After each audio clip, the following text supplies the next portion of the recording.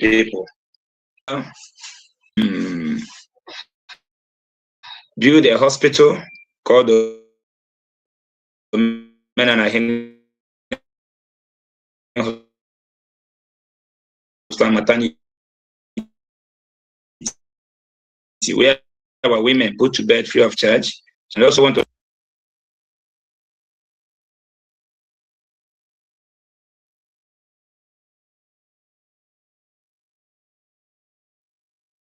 hospital to make sure that my dream comes true.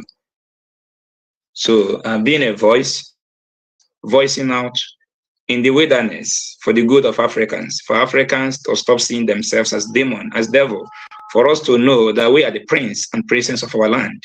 Thank you very much. So, okay, thank you.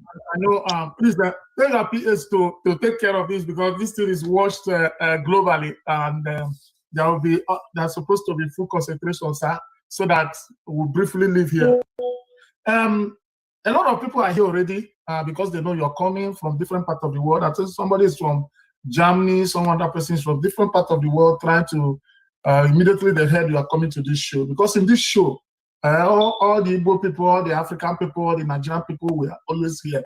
So now, this your crusade is what brought you to this level. This time you want to go and show it in politics. So what are the things you think you can do differently from those who are already there? Because people have been there for years, even before you were born. So what is that thing you think that if Matthias Ezeaku goes there, it will be different? People will feel it differently. So thank you very much. Thank you very much. Thank you very much. Thank you very much.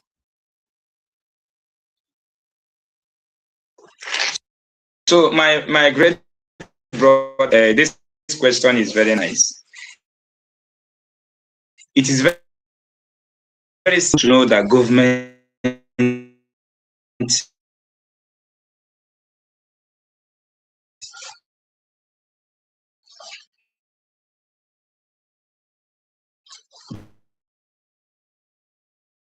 bad government is a problem, that there is nobody in a fallacy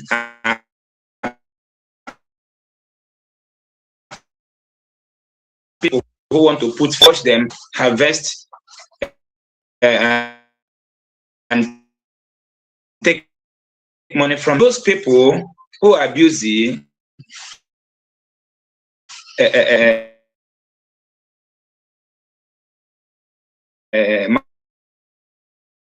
manipulating you to believe that your uncle